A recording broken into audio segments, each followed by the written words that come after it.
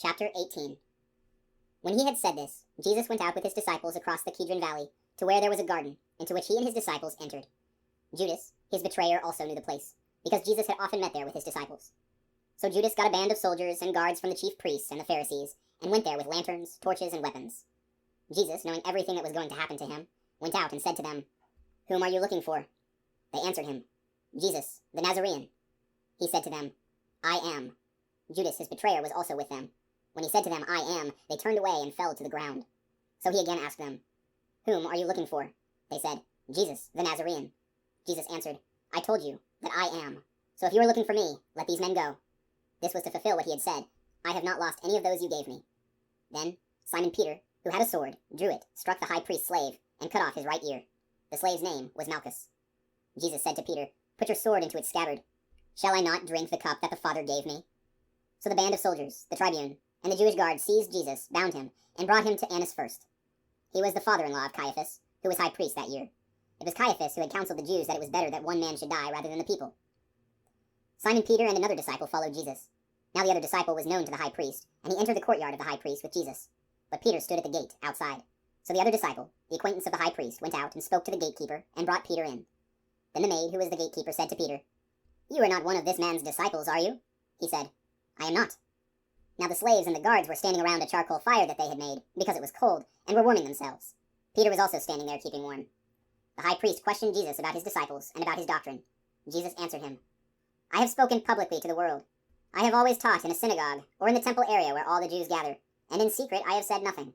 Why ask me? Ask those who heard me what I said to them. They know what I said."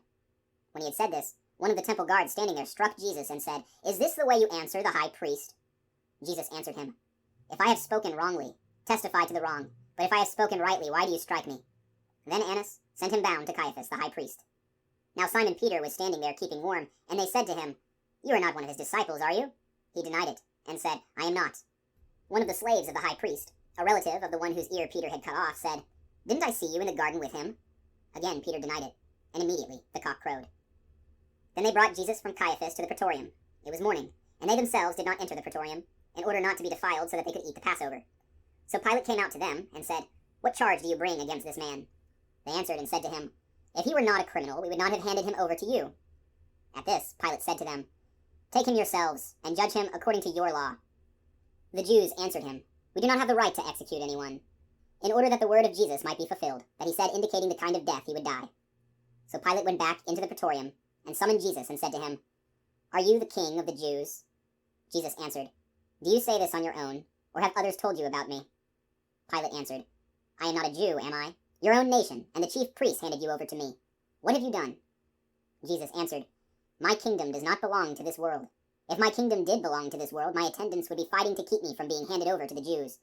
But as it is, my kingdom is not here." So Pilate said to him, "Then you are a king?" Jesus answered, "You say I am a king. For this I was born, and for this I came into the world, to testify to the truth.